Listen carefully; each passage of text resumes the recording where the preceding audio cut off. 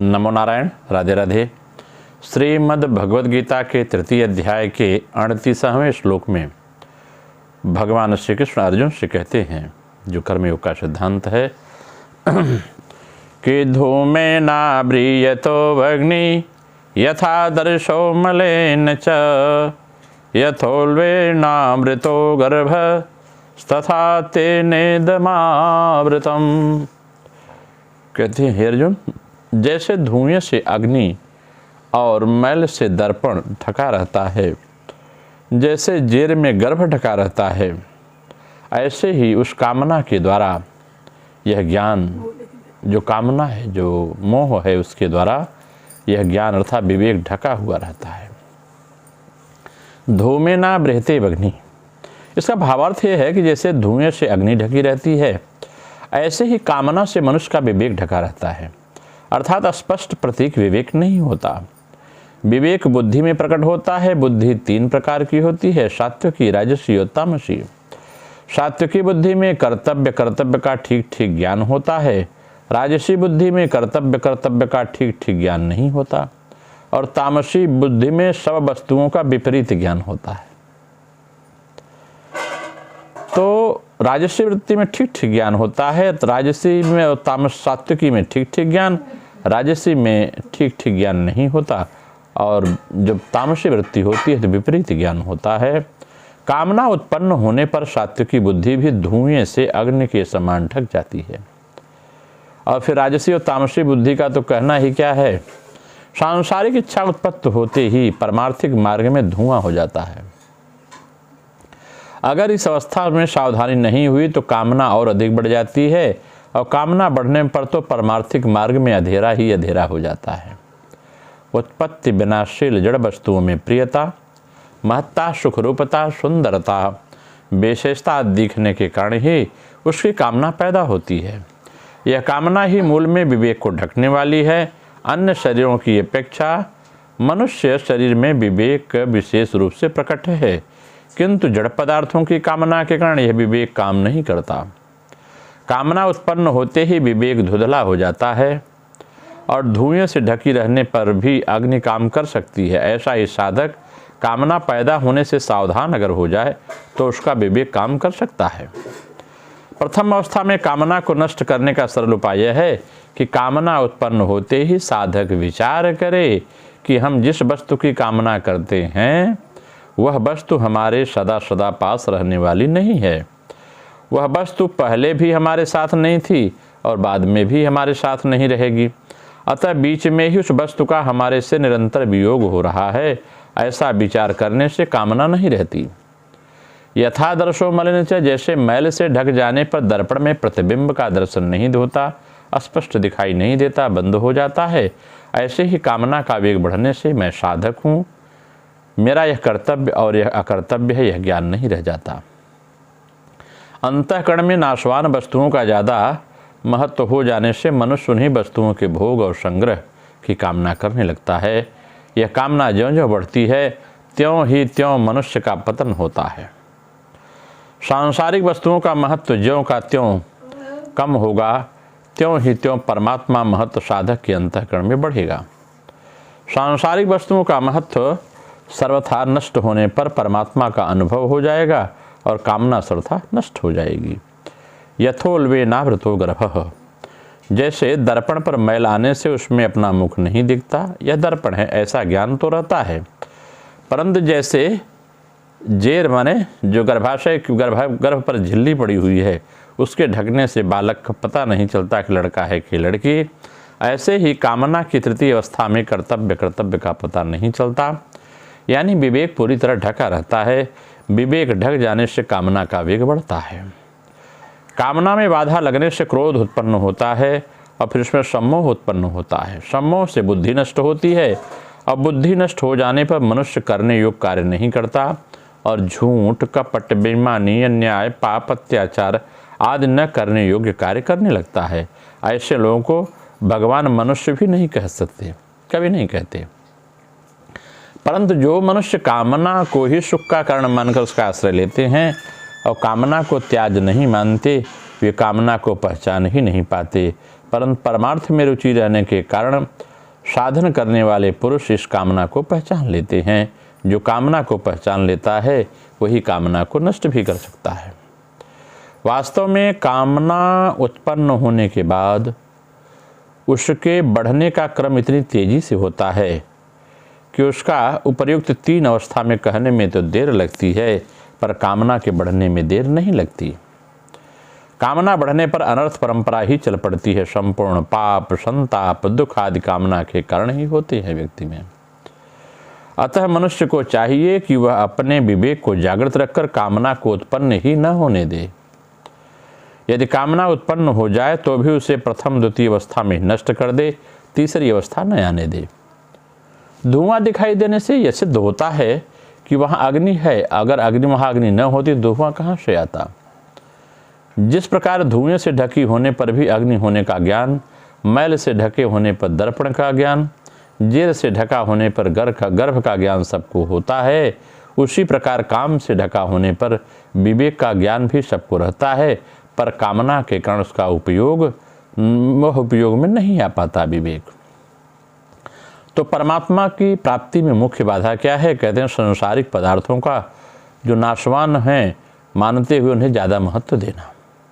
जब तक अंतःकरण में नाशवान पदार्थों का महत्व है और वे सत्य, सुंदर और सुखद प्रतीत होते हैं, तभी तक मल, विक्षेप और आवरण ये तीनों दोष रहते हैं। इन तीनों में भी मल दोष को अधिक बाधक माना गया है। मल दोष माने पाप का मुख्य कारण कामना ही है, क्योंकि कामना से ही सब पाप होते हैं। जिस समय साधक दृढ़ निश्चय कर लेता है कि मैं यह पाप नहीं करूँगा, उसी समय सब दोषों की जड़ कट जाती है और मल दोष मिटने लगता है। सर्वथा निष्काम होने पर मल दोष सर्वथा नष्ट हो जाता है। कर्म योगास्तु कामना माने कामना वाले पुरुषों को अपने कल्याण के विषय में निराश नहीं होना चाहिए, क्योंकि जिसमें कामना आई वही निष्काम होगा। कर्मयोग के द्वारा कामनाओं का नाश सुगमतापूर्ण हो जाता है। कहते हैं छोटी से छोटी, बड़ी से बड़ी प्रत्येक लौकिक या पारमार्थिक क्रिया करने में मैं क्यों करता हूँ और कैसे करता हूँ, ऐसे सावधान हो जाए तो उद्देश्य की जागृति हो जाती है।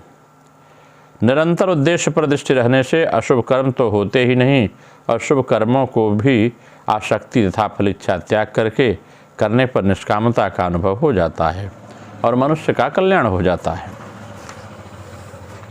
अब इसकी अगर हम व्याख्या क्रियायोग के माध्यम से करें तो जो आध्यात्मिक व्याख्या है, क्रियायोग की व्याख्या है, बात स्पष्ट होती है। जैसे कभी हमारे मन में आता है कि हम काम, क्रोध आदि शत्रु हमारे मन से निकल गए हैं, परंतु ये हमारी भूल है। वासना की वायु तनिक भी बही कि न जाने कहाँ से भस्माच्छादित अग्नि के समान प्रज्वलित हो जाती हैं काम, क्रोध।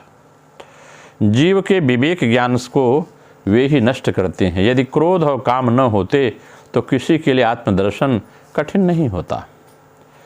जीव यद्यप स्वभावतः प्रज्ञानमय है, परंतु वासना जनित धुएं के कारण ज्ञानाग्नि सदा आच्छन्न रहती है। वासना मन का कार्य है। मेघाच्छादित कहते हैं, जो मेघाच्छादित सूर्य है, यह जब मेघ युक्त होता है तो जैसे उसका प्रकाश पुनः देखने में आता है, मन में वासना शून्य होने पर आत्माकाश भी उसी प्रकार लक्षित होता है। भगवान कहते हैं कि वासना या काम आत्मा के आवरक हैं। जैसे मेघ जब सूर्य से आवृत होता है तो उसकी रश्मियाँ पूर्णतया लुप्त नहीं होती, उसी प्रकार आत्मा का सच्चिदानंद भाव काम द्वारा जब आच्छादित जान पड़ता है, परंतु उसका पूर्णतः प्रकाश आच्छादन नहीं हो सकता। घनाच्छन्न सूर्य को देखने के लिए जैसे मेघ का दूर होना आवश्यक है, उसी प्रकार आत्मा को देखने के लिए काम को हटाना आवश्यक है। भगवान कहते हैं कि हे अर्जुन, ज्ञान स्वरूप आत्मा काम 3 प्रकार से आवृत रहता है। उन्हें यहाँ 3 दृष्टांत द्वारा दिखलाया गया है। काम ही अज्ञान का सुदृढ़ आधार है। काम नष्ट होने पर अज्ञान भी साथ ही साथ नष्ट हो जाता है। जीव स्थूल स्वरूप धारण करने के लिए पूर्व कर्मों के अनुसार अपने सूक्ष्म शरीर की रचना कर लेता है। वही पुनः अपने अदृश्य के वश होकर के माता पिता के सहयोग से स्थूल पिंड की रचना करा लेता है। निश्चय ही जीव का कारण शरीर पहले से ही रहता है, क्योंकि जब तक मूल अविद्या नष्ट नहीं होती मुक्ति लाभ नहीं होता। जब तक वह नष्ट नहीं होता है, प्रत्येक जन्म में जीव के सूक्ष्म शरीर की सृष्टि के साथ काम भी सूक्ष्म शरीर के सूक्ष्म भाव में विद्यमान रहता है। जैसे जो वासना कामना आप मरते समय है, यह फिर स्थिर रहेगी, अगले जन्म में आपके साथ घिरी रहेगी। स्थूल शरीर प्राप्त करने के बाद जैसे स्थूल शरीर की पुष्टि होती है, वैसे वैसे सूक्ष्म शरीर भी पुष्ट होता है और उसमें निहित वासना के जो बीज भी क्रमशः विकसित हो जाता है। देहावृत आत्मा की कैसी अवस्था होती है, यहाँ यही बतलाने का प्रयास भगवान अर्जुन से करते हैं। पहले यह धूमावृत अग्नि के समान था। धूमावृत अग्नि में भी अग्नि का प्रकाश सुस्पष्ट होता था। केवल थोड़ा धूमावृत होता है, उसमें सहज ही अग्नि का संधान प्राप्त हो सकता है। यहाँ है कर्ण शरीर, उसके भीतर आत्मा की बात। तत्पश्चात सूक्ष्म शरीर है और उसके भीतर नाना प्रकार की वासनाओं से आवृत होने के कारण और भी आच्छादित प्रतीत होता है, जैसे मललिप्त दर्पण होता है। जिस प्रकार मललिप्त दर्पण में ठीक ठीक प्रकार से प्रतिबिंब नहीं पड़ता, उसी प्रकार वासना वेगमयी सूक्ष्म शरीर में आत्मस्वरूप स्मरण अत्यंत अस्पष्टवान प्रतिभान होता है। धीरे धीरे आपको दिखाई दे, काला काला, फिर लाल, फिर नीला, फिर सफ़ेद, उसमें परम ज्योति। तो धीरे धीरे जब वासना रहेगी, कामना रहेगी, तो ये धुंधला होता है, दिखाई नहीं पड़ता स्पष्ट रूप से। परंतु तनिक परिश्रम करके दर्पण साफ करने पर जैसे अस्पष्ट प्रतिबिंब दिखता है, उसी प्रकार विचार और साधना की सहायता से जब अशुभ वासना का विग्रह ह्रास हो जाता है, तो उसमें समझ आत्मज्ञान सुस्पष्ट झलकने लगता है। अंत में स्थूलतम पिंड में काम के विषयों भोग की चेष्टा पूर्णता को प्राप्त होती है। यहाँ विषय बड़ा कठिन है कि आत्मा मानो लुप्तवत ज्ञान पड़ता है। इसकी तुलना जरायु मध्य भ्रूण की भांति की जा सकती है। जरायु के भीतर भ्रूण जिस प्रकार अनाच्छादनपन्न अवस्था में रहता है, वहाँ ज्ञान शक्ति के किसी विकास का अनुभव नहीं किया जा सकता। उसी प्रकार कामोपभोग की चेष्टा में तथा भोग्य वस्तुओं के संग्रह की बुद्धि इतनी स्थूल हो जाती है और इतना अधिक विषयदर्शी हो जाता है कि आत्मज्ञान का प्रकाश मानो कुछ रह ही नहीं जाता। जिस प्रकार ये तीन आवरण हैं, उसी प्रकार अज्ञान के आवरण के उन्मोचन के इसलिए साधक भी साधना की तीन अवस्थाएं देख पाते हैं। पहली अवस्था जरायु में आवरण के समान है, पूर्ण अंधकार विराजमान है। आत्मा भगवान ज्ञेय ज्ञाता ज्ञान का कोई बोध नहीं रहता। इस अवस्था में भगवान जीव की बुद्धि से बाहर पड़े रहते हैं और जीव सिर्फ सांसारिक कामोभोग से लेकर लिप्त रहता है।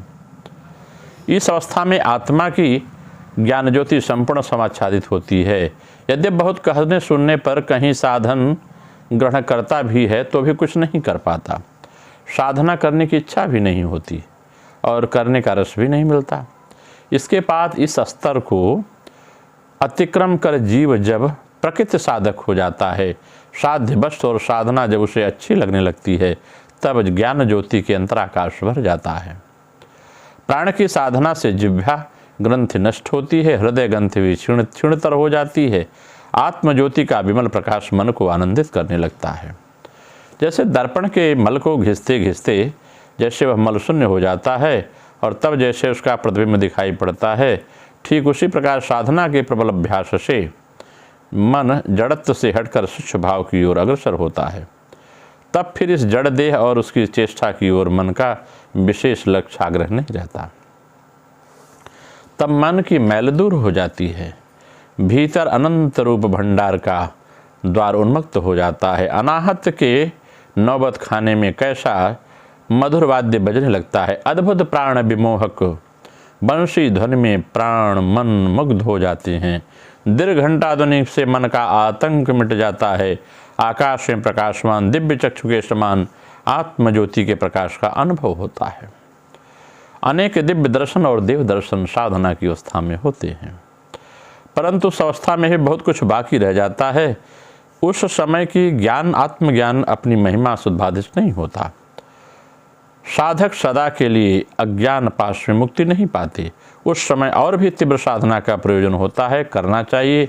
जब साधना और आगे बढ़ाएंगे तो ओमकार क्रिया ओम, इस प्रकार जब ओमकार क्रिया से साधक जागृत होकर के, जब साधक जागृत होगा ओमकार क्रिया से, तो वह भूत शुद्धि आरंभ कर देते। भूत माने पंच तत्व की शुद्धि, पृथ्वी जल अग्नि वायु आकाश की शुद्धि होनी शुरू हो जाती है। हो सकता है इस समय आपको बड़े रोग घेर लें, दिखाई देता है, लेकिन आत्मा शरीर से छूटती नहीं। धीरे धीरे पंच तत्व की शुद्धि होने लगती है। अंतिम और धीरे धीरे भूत शुद्धि अंत में होने पर सारे आवरण हट जाते हैं। अंतिम आवरण है कारण शरीर।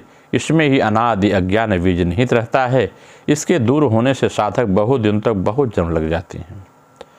कहते हैं 72,000 नाड़ियाँ शुद्ध होती हैं तो इन सारी नाड़ियों के अधिष्ठाता देवता तब चैतन्ययुक्त होकर जाग उठते हैं। तब जीव सच्चिदानंद ब्रह्म चैतन्य में प्रवेश होकर सर्वम खलविदम ब्रह्म को अपने ज्ञान का विषय कर लेता है। उषा काल की स्निग्ध ज्योति के समान, मेघ के भीतर पूर्ण चंद्र के समान प्रकाश सदा ही आत्मज्योति और आत्मज्ञान का प्रकाश मिलता रहता है। सारे देह और इंद्रियों के ऊपर आधिपत्य फैल जाता है। उस प्रकाश का एक आभा मंडल व्यक्ति के मस्तिष्क में दिखाई देने लगता है।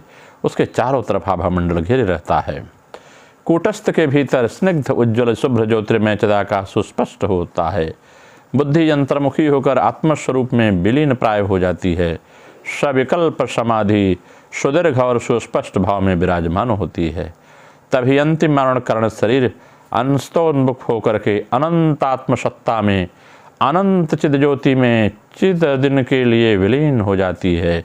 इससे पूर्ण होने पर आवरण या ज्ञान कुछ नहीं रह जाता। यही महामहेश्वर भाव कहलाता है। तब ब्रह्मैवाहम यह दृढ़ निश्चयता उपस्थित होती है तथा देहादि में अभिमान शून्य होकर साधक प्रसन्न चित्त होता है। कभी अभिमान नहीं रह जाता उसे। तब प्राप्त वस्तुओं के नष्ट होने पर भी उससे शोक नहीं करता तथा अप्राप्त वस्तुओं की प्राप्ति के लिए मन में आकांक्षा भी नहीं उत्पन्न होती। इस प्रकार से वह जीव अपने को कृतार्थ करता है। नमो नारायण। राधे राधे।